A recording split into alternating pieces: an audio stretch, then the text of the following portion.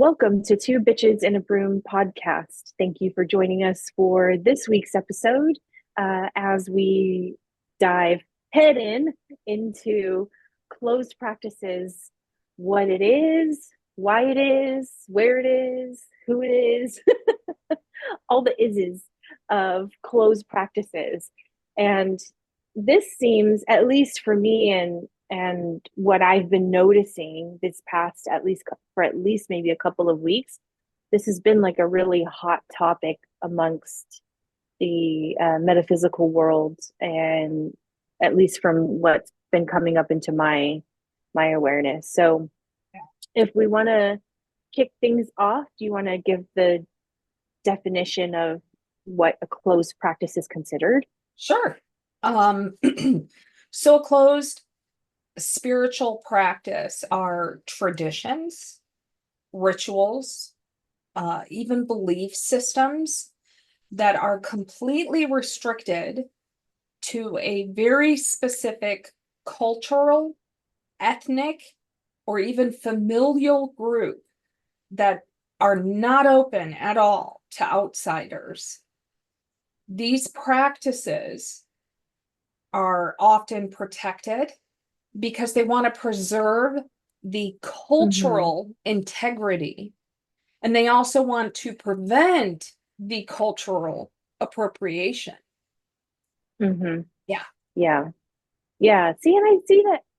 I feel like, especially like in this phase of life of collective humanity that we're in right now, Mhm. I'm sure you've seen, like, everyone talking about gatekeeping and, oh,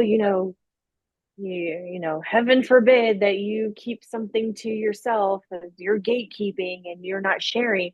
And I feel like this is spilling over into the debate of closed practices. I feel like there's more individuals pushing that boundary Yes. because of this whole gatekeeping nature. Does that make Yes. sense? Absolutely. Yeah. Absolutely. Mm-hmm. Um, I think that there are a lot of people that overstep the line. And there's a difference. First, let me say, you guys all, everybody who's watching, know that I'm a shaman. I was trained by a Native American shaman. I was invited into his tribe. I was welcomed. It's fabulous, but no way, shape or form. According to ancestry.com, my 8% Native Mm-hmm. American can override the 92%. Right. I'm really like a Heinz 57 shook up real life. Right. You know what I mean? So Yeah. um I, even in my working, am so careful to Mm-hmm. not appropriate. I Mm-hmm. find it to be extremely offensive. So I just kind of wanted to throw that out there. I think that there are a lot of people, especially now in this social media age. Everybody Mm-hmm. has the ability to get on and share their Yeah.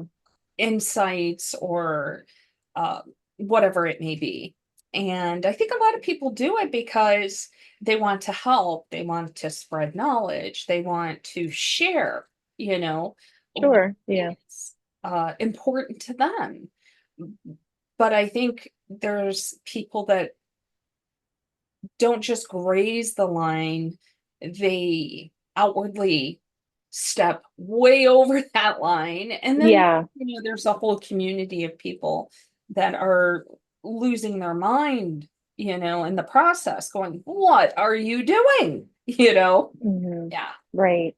Yeah. I feel like that's, I mean, even too, and I've had this food for thought kind of oscillating in my own brain too, of just even in shamanic practices, like as shaman, there's certain things within our practice that is sacred only for shaman, to do so. Essentially, Absolutely. kind of like a closed practice as well, because you didn't go through the walk to attain, that thing. And I feel like that's too with like the issue with closed practices is not an issue for me, but what people are misunderstanding, who think that they can just walk in and automatically do, is that it is a process. It is a there's I'm sure there's steps and rituals and apprenticeship and workings that you have to do to attain certain levels within those closed practices, Right. and I've heard this argument too, somebody say as well, which I found interesting. I say everything's interesting in this life, but interesting. Someone had said, well, in a past life, I was insert, I forget what it was, but insert, uh, ethnic background and person. And I thought, well, yeah, we all played roles in past lives. We didn't, you didn't come in looking exactly like you look right now in the same ketchup bottle that you are in right now. Right. So, but I still feel like there's a lack of honor and appreciation for that practice, right? Yeah. So I feel like it's closed practices. If you approach it, this is probably just my opinion, but if you approach said practice wanting to be a part of it and involved, even if you are not uh, technically from that upbringing, that ethnic background, that cultural, environment, but if you come with humility, Yep. respect, Yep. and honor the practice, I'm sure that's going to get you further along in being invited in or welcomed in, because that speaks louder than anything else than you just coming in wanting to say, oh, I have every right to take up space and do this, and Absolutely. then piss everybody off in the process. you Absolutely. know Absolutely. yeah. And as kind of a side note, um, again, everybody knows what we do here, but there was a very heavy energy case that came across my desk, and it was involving I'm trying to maintain the integrity of not releasing the identity. Hmm. So a group of people who practice Santeria, and I had um, eradicated the problem uh, that happened. Again, I'm trying to Yeah, be real careful with my words. you got And rid of the big bad wolf. yeah, and I was gifted a very treasured icon of that group. And they had told me that it would bring me continued prosperity and um, all of these other things that I'm Hmm. not comfortable at disclosing. Yeah. And I was very careful with even having that in my possession, because that is not a deity that I ascribe to. Hmm. Do you know what Hmm. I'm saying? Yeah. Yeah. Oh, and at the same time, to not be offensive, because it Oh, is sure. very treasured icon. Hmm. So, Hmm. which, I ultimately decided to keep in my possession after having much debate and talking with my team. And is everything okay? Is this a good thing? Is this a bad thing? Am I offending Yeah. everybody. Um, Right. but like that's how important it is. That is how important it is. That if this is not a deity that you ascribe to, if you are not inclusive of that group, and I'm not talking about one day you sit there and you go, yeah, okay, this is what I want to be, you know, Hmm. it doesn't really work like that, you know. With these specific closed practices, a lot of it is you are taught from the time you are very young, sometimes from the time of birth, and Hmm. it is a way of life. Right. I Right. mean, yeah. So it's not as simple as going up and knocking on somebody's door and saying, "Hey, I want to do what you do." Doesn't work Hmm. like that. Yeah. See, I think that's the key that is missing or not being uh, considered with individuals attempting to infiltrate these closed practices in this fucking gatekeeping culture that we're in, is that part of way of life. I think that's a great point Yeah. because especially when we talk about, uh, bandwagon metaphysics and Yeah. and it is the and we see this even in non-closed practices happen where it's the popular thing right now. It is it's that social media facade of metaphysics and spiritualism kind of thing happen where I mean, like, look at that, way of life, especially in the closed practice communities.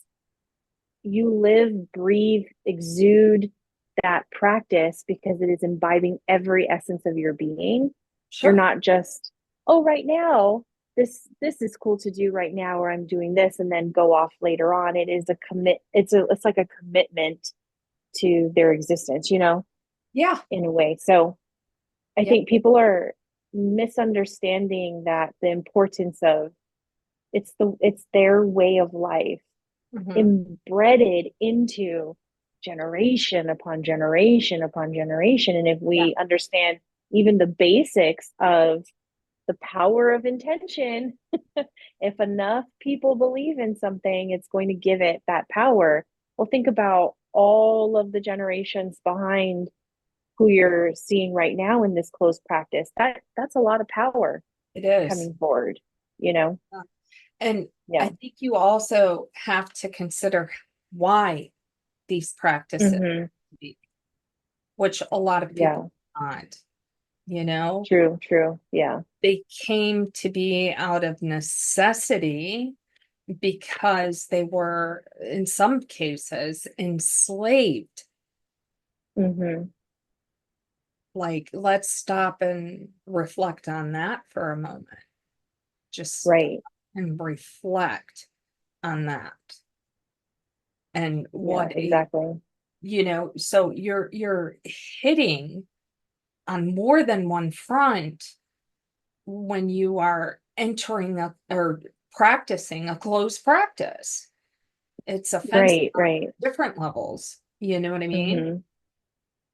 Yeah. Yeah. Sorry, I just had to Oh, interrupt. no, no. I mean, that is really a great point because if you just even take a look back I mean, hell, just look back in history of what humanity has had to endure and go through Yeah. and being of specific areas of the world and Mhm. tones of skin color and belief systems, it was all, attempted to be washed out. And you had no choice, Yeah. Um, so again, you're striking a nerve, Yeah. multiple nerves on different levels when you do this and not approaching it with respect, with honor, with the willingness to do the necessity, do the necessary steps in order to be welcomed in. So I don't know. I think I feel like closed practices are something that should stay kept, Yeah, should stay sacred, right? To protect the sanctity of that practice and that belief system. right. Um, but I feel, and this is just my opinion, if you approach the correct way, Hmm. there's a higher chance of you being welcomed in. And we see it even in just different practice. I mean, like you and your own story Right. of being welcomed in, uh, from your mentor and the teachings that you pass on from that. Yeah. Like that to me, that's where the unity stuff comes into play. That's where the not the gatekeeping mentality exists, you know? Yeah. Yeah. And there's a, I think there is, especially now, I think there is this desire, um, why can't that be mine too? You Mm-hmm. know? And there are offshoots of that practice that has been, lack of a better term, modernized Mm-hmm. without appropriating. So we're Yeah. going to talk a little bit about it today, but do you want to go over what the closed practices are? Oh yeah. Yeah. Okay, so the first one is hoodoo. Obviously, it is a traditional African American spiritual practice. The roots of it are in West Africa, Native American, and actually even European traditions. Mm-hmm. Now, along with that, because what I want you to think of is it's like a tree, and these are branches of that tree. Okay. There's Ifa, which is a Yoruba religion. It's a system of divination that is originating from Nigeria. It's closely guarded within the Yoruba community. Um, and I want to make this clear. Every single one of these practices, I have heard people go, "Oh my God, that's a horrible one." It's because you don't understand it. Just like with everything else. Okay. Yep. There's so much beauty and good in these practices. And sure, you can do bad things with any practice. So please keep But that. that's with any practice. You can take a left turn with anything. Absolutely. And I will tell you right now, because I know a lot of people that are within these communities, and they are wonderful, loving, caring, beautiful people, and they will be the ones to tell you, don't do that. Don't do that. You better make sure you know Mm-hmm. what you're doing. If you do that, you will get backlash if you do that.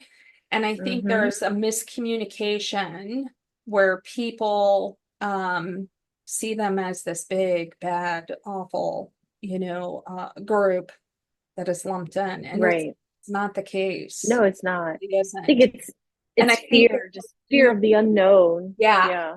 I think they confuse the empowerment that they hold, that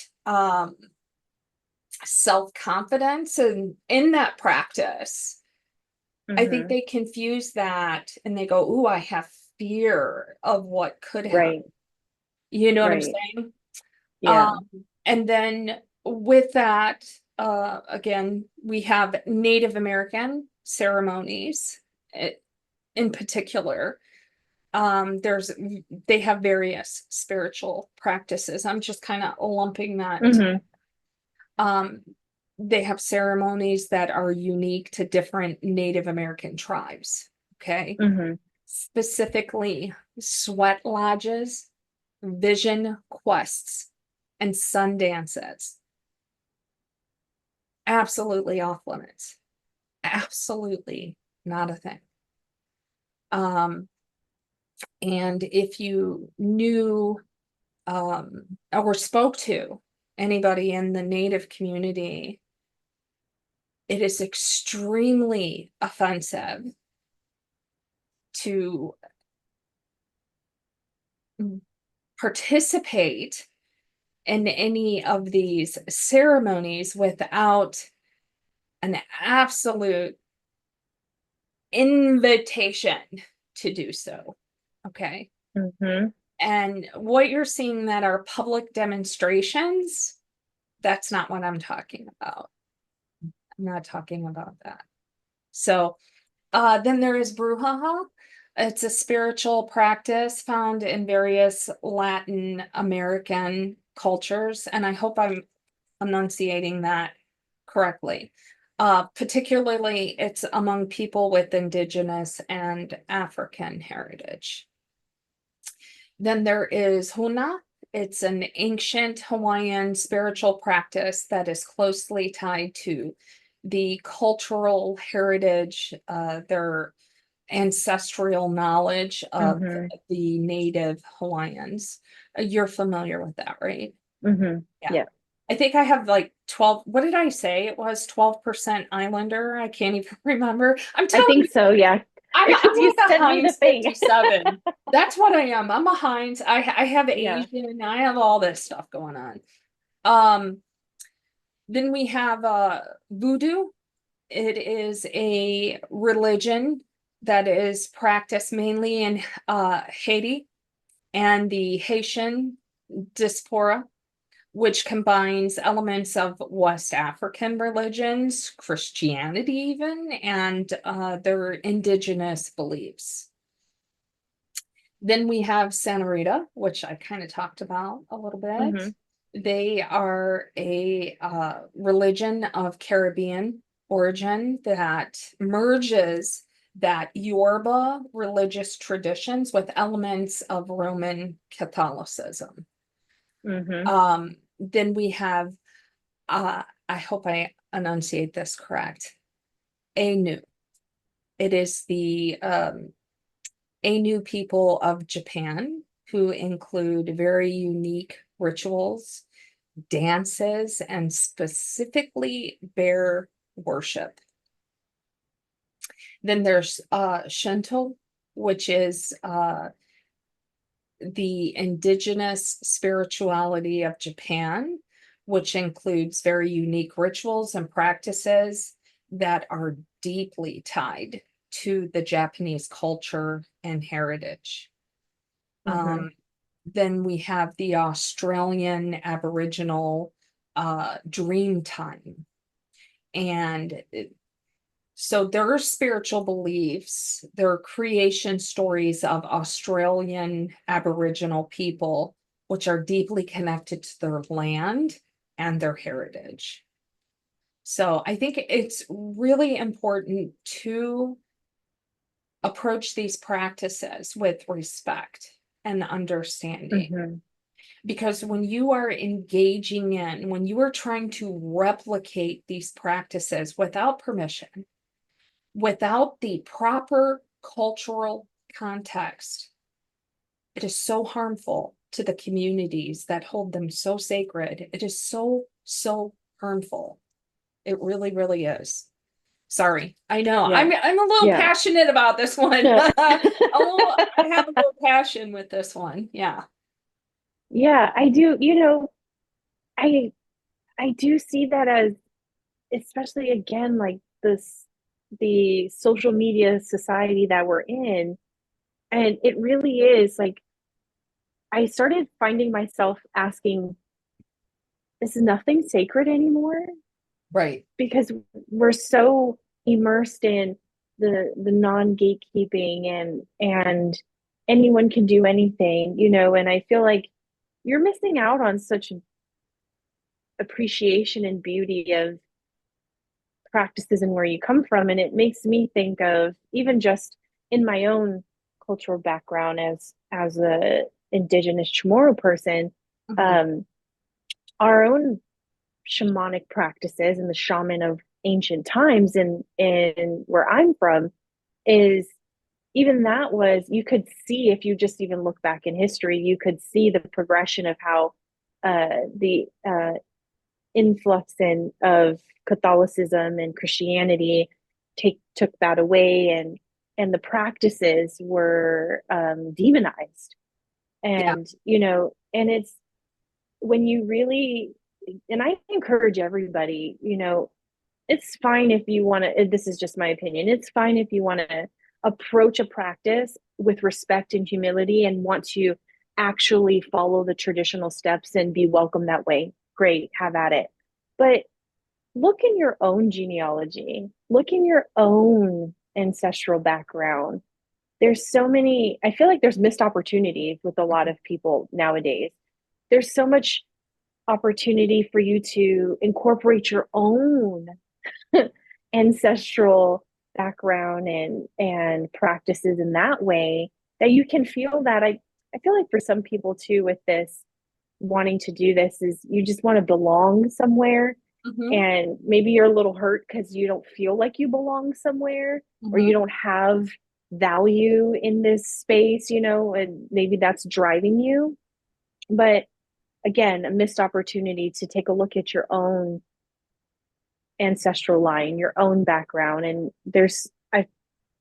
you'd be surprised to find there's a lot of practices within your own space that you can incorporate as well, and Yeah. honor, and Yeah. still and find and feel fulfilled, and feel um like you belong. Because sometimes I look at individuals like that and I think, oh, like you just want to belong so bad to just something, or have ownership of something. Yeah. And these, those specific, um, mentioned Mm-hmm. closed practices, there is a pantheon of deities, Oh yes. and you don't get to hand pick which one you're going Mm-hmm. to work with. It doesn't work that way, because Mm-hmm. there's very sacred timing, sacred offerings, sacred days of the week, sacred, I mean, for every single one of them. So it's mind boggling to me. I'm sorry. Again, a little passionate. It's mind boggling to me when I hear someone is working with a specific, um, deity from those branches. Uh, Mm-hmm. because it's like, okay, what about everybody else? You know, Right. Right. and Right. a lot of them, you have to have permission from one deity because there's a hierarchy there. You have to have permission with one in order to work with another. And like, what are you doing? Like, and I'm Exactly. telling you, you want to mess yourself up, have at it, little girl. If you want to mess yourself up, Yeah. you're gonna have problems. You're gonna have problems Yeah. because you do not want to offend not just that culture. You don't want to offend that deity. You think you have problems Mm-hmm. now, you don't know what problems are, you know? Exactly. And you see that with, that's, it's not funny, but the funny thing about that is that point exactly. You, like, oh, the other practitioners in that practice, that close practice, oh, they're the least of your problems for offending or misrepresenting or mispracticing. Yeah. But you and I both know, even just in the work that we do on, regularly, of botched things and Yeah. botched practices. Like I mean, it, that's why we're in business yeah. in that field, is because there is so many people that Mm-hmm. just are like, oh, that must be for me, and I'm gonna botch it and I'm gonna mess it up because I read something or I heard something, Mm-hmm. and now, you know, hell has been released upon me in my life because of that, Right. you know? Yeah. Right. Oh yeah. because if there's one thing for certain and two things for sure, that boomerang is going to come back. Yeah. And if you put something out and you're doing it again, close practice, and you're not following the proper like protocols and Mhm. traditional protocols of things, that boomerang is going to sling right back and knock It you on will. your ass. It will. It is just, it is. I also know, I'm sorry, I want to interject. I Mm-hmm. also Yeah, know yeah. that there is an appellation practice, and the name has Oh, yes. escaped me. So I Yeah. apologize. This list that I'm giving you is not extensive, it is highlighted. Okay, just for the Mm-hmm. record, I'm highlighting these specific ones because I feel like they're the ones that most frequently people um Yeah. They're the most popular they known ones they that, they absolutely, there are so many people that are like, well, I'm going to borrow from this, I'm going to borrow from that, and they're going to take little pieces, mm-hmm. and that's why I'm pointing them out Yeah. in particular. um but even in the Appalachian practice, I was thinking of a good friend of mine who practices Appalachian root work.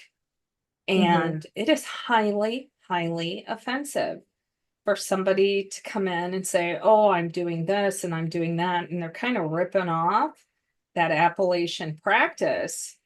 And Mm-hmm. no, ma'am, you have no idea what they are working with. You have no idea. You have no idea. You know, Mm-hmm. um, I've been doing this work for a long time, and I've had to do a lot of studying within these cultures and religions in order to be of service in the way that I am.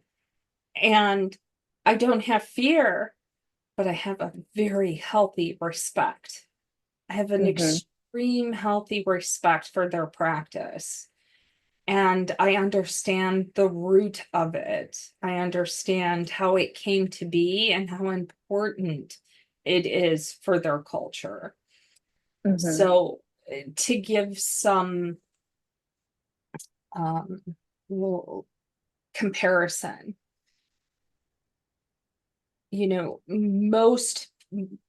most people that are in modern America, they see Jesus as the epitome of their deity. That would literally be like somebody saying, well, I'm going to pull this and use this for my practice. And you're like, but that's Christianity, you can't use that for your practice. It's very Mm-hmm. similar, not quite to the degree, but similar. you know Right, right. Yeah. we would never ever in a million years want to offend um other people for so many other reasons. We would never be want to be racist or judgmental um with someone's physical limitations or racial limitations. I hate that saying that, but it's Mm-hmm. But true. it's true. Yeah. Yeah. So why are we doing that with their spiritual and religious beliefs?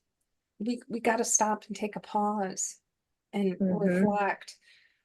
We can be appreciative. We really can. We can look at that and say, wow, that's beautiful, and how powerful that is. And Mm-hmm. what is going to fit with me and what is right for me, you know? Mm-hmm. Because there's plenty out there for other people. There really is. There's plenty, Oh plenty, yeah. plenty.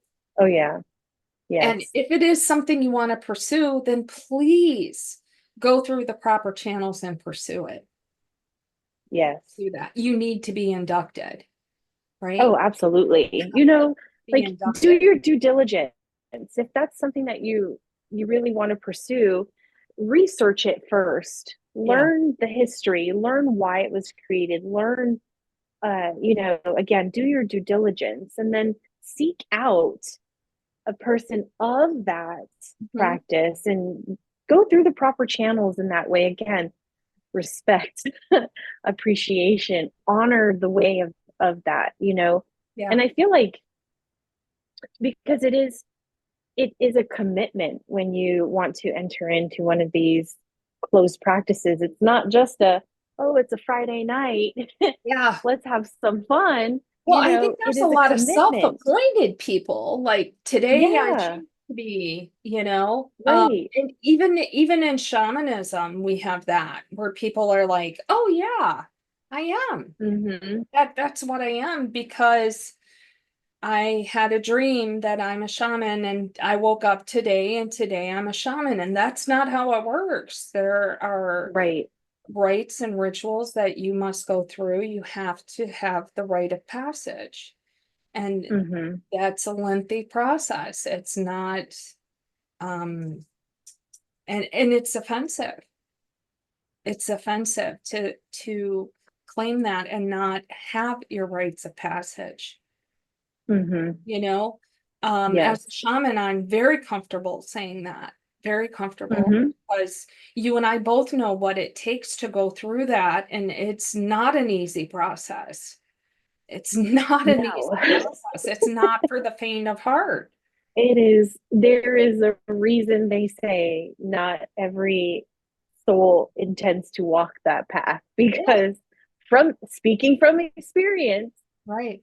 even though you are fully aware, and I know of my own, I've done this job in past lives. I've played this role. I've been shaman in before, but in the here and now, that's still a feat to conquer and to Right. walk, and come out the other end um, intact. But there Still. there has been a modernization and a Yeah. bastardization of that process. I actually had somebody come to me and say, "Well, I gave myself the rights." And I'm like, "You what? You what? Right. Come again?" Yeah. Like, squeeze me baking soda? Like, Right. yeah, so there's a lot of misinformation. I think there's a lot of people that are misinformed. They don't know and they don't understand. And that's the whole reason for this episode. So maybe it'll shed some light and it will help people to Hmm. understand how deeply offensive it is. And this all came about because Krys watched what? Explain to everybody what you saw. Because, and Um, don't give names, be very vague about it, but yeah. It was a particular person channeling a specific deity, a higher you can say the level DD. deity. That's fine. Yeah, okay. So it was a particular person channeling Oshun Mhm. and claiming to be let's say to be claiming to be channeling Oshun. And that is again a deity highly regarded and tied Well, to yeah. a closed practice. Yes. And this individual is not a part of that said closed practice and is ruffling a lot of feathers. And it just kept coming up, coming up, coming up. So when it keeps coming up like that for me, that's when I'm like, okay, this is something that we need to talk about and we need to kind of go over with. And maybe it's because too with all of again like this whole transparency and metaphysics and everybody trying to find, well, that's very interesting. Maybe it's also, so many individuals are turning away from Mhm. uh religious uh programming and stuff like that, the church, let's say, and they're trying to find something else, Right. but it and we are in this transparency time frame, and people, I'm sorry, but people think that they can just hop into anything and it's okay. And again, like Charlie said, there's repercussions for practicing something you're not fully aware of and educated and versed on and have not gone through the rites of passage to be able to do in the first place. um, yeah, so this individual is still insisting And yeah, and it's a lot of, I do feel, um, also there are a lot of what we like to call trickster Yeah, energy yeah, and trickster spirit, who will absolutely make you feel like you are uh, doing what you think you're doing, yeah. and you're really not. You're really Well, not. And I I I think it's a little I think it's very interesting of mm-hmm, all the people in all the world to channel why Oshun. mm-hmm, And I really I'm gonna call it like I see it. I feel like this person went on to Wikipedia and said, "Oh, what do they represent?" And they got the little, "Oh, it's the feminine little blurb. purity, beauty, Uh-huh. and all that," but they missed. They don't Right. they don't have the truth behind who Mm-hmm. that deity is. Um and the way that that deity was represented as flowery and all this and all that is not ocean energy, my friend. That is not it. uh Right. no, no, no, absolutely not. Right. Yeah. It's just, and I know this is like a little off topic too, but I see this also with, even herbs, people utilizing that. And you see one little blurb of this particular herb, oh, this is for love and divine feminine. And I'm like, but Yeah, there's so much more power to that. yeah, And even the slightest deviation of an intention, if you're attempting to practice that, is going to fuck it up. like But one of the most important things that people are missing, and I'm sorry, but mhm, about Oshun is yeah. Oshun got really ignored by a lot of the other pantheon of deities, and was specifically sent to help create this space. And the males were trying to create it without any female interruption. Do you think she was all nice and cheery and happy and Right. lovey with, Hmm. like, look, can we stop and reflect on that? Right. Okay. Right. So the portrayal through that channeling, and is just, I I'm very familiar with that energy, very familiar, because I've had to do a lot of cleanup for people over the years, and that Botched. Yeah. does not represent an accurate portrayal. And anybody that is within that closed practice will Hmm. verify that. Will verify. Hmm. So yes, I'm sure, just like Krys. Krys is very loving and compassionate and empathetic. But she can also be really upset and angry. And so can we do the full portrayal? Because Right. I I I just I'm having an extremely hard time.